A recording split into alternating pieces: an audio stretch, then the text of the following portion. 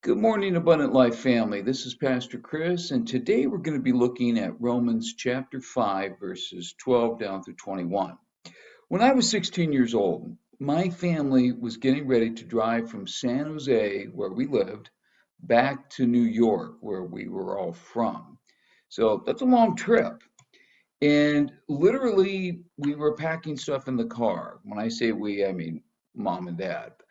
I was in my room and I had invented a new game. We had this flagpole. It was a wooden flagpole and it came apart in two sections. And the top section had, those that little wooden knob on top. And I took a wadded up piece of paper and I was throwing that piece of paper up in the air. And then I was just, like hitting like a baseball with it, hitting that piece of paper with that flagstaff. I was having a great time up until I swung and that little wooden knob on top came flying off, went right through my bedroom window. Just big hole in it. And obviously it made a lot of noise. My dad burst into my room and said, what happened? And I said, well, and I explained to him, he asked me first, he said, are you mad? Were you angry? Is that why you broke the window? I said, no, I was throwing a wad of paper up in the air and hitting it with the flagstaff, and the little knob on top flew off and went through the window. And my dad heard this explanation, just shook his head and said, I would have preferred it if you were just mad. Here's the thing. The reason I'm telling that story is we could not leave on our trip as soon as we planned because we had to get the window taken care of. I messed some things up. I threw our schedule off. It cost money to repair the window. In this section that we're going to look at, Paul tells us about Adam's sin and how Adam's sin messes everything up. Now, we know that he ruined things for us, but we need to know exactly what he ruined, what the damage was, and how much he's to blame, and if any of it actually might be our fault. So, what did Adam do exactly with his sin? And how responsible is Adam for the mess we ended up in? There's no doubt that Adam messed things up. But how exactly? Well, let's start with verses 12 through 14 here. Therefore, just as sin entered the world through one man, that's Adam, and sorry about that, and death through sin. And in this way, death came to all people because all sinned. To be sure, sin was in the world before the law was given, but sin is not charged against anyone's account when there is no law.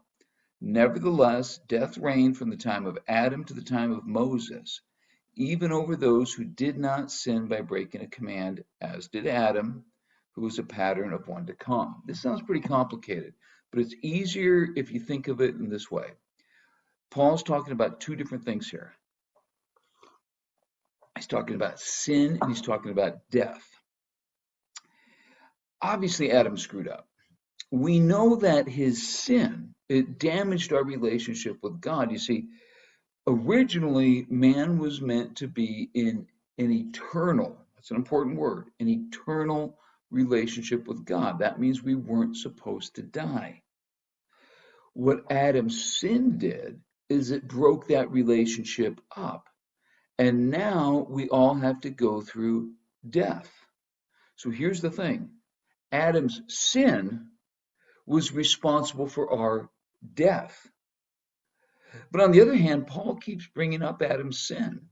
And you might wonder, well, did Adam's sin make us guilty of sin as well? So does God consider us all guilty of the same sin this one guy committed? Does that mean from the moment we're born, we're considered sinners? Hey, way to go, Adam. So there's the question. Did Adam make us sinners, or did he make us dead men, or did he make us both? We know two things. We know, number one, we are all sinners. And number two, we're all going to die. Those two things no one's going to argue about. Everybody's sinned. And everybody's subject to death. Everybody grows old and dies. But here's the thing. Would we have ever started sinning if Adam himself hadn't started the whole thing? Who's guilty for the mess that we're in?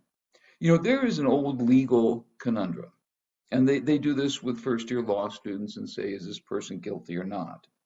If a man wants to kill himself and jumps off a building, and as he's jumping, somebody points a gun through a window and shoots him as he goes by and kills him, is that person who shot him guilty of murder? The man was going to die anyways. So whose fault is it? You see, this is the conundrum with Adam. If we say that Adam brought sin to us, well, then the sin, it's really not our fault. But in all fairness, we were going to sin anyways. I mean, don't we discover sin on our own pretty quickly? A good friend of mine in ministry says he never believed in the doctrine of total depravity until they started working with junior hires. Okay. We're all going to sin anyways. So is it Adam's fault that we sin, or is it our fault? But let's say that what Adam did wasn't to condemn us to sin, that's on us, but rather he brought death on us through his sin. If that's the case, then we have to face the fact now that we're going to die. Either way, we're in a mess. And either way, we're still not entirely sure how much of that is Adam's fault and how much of it is our fault. So how does it break down? Tune in next time and we'll talk about it. Till then, have a great day.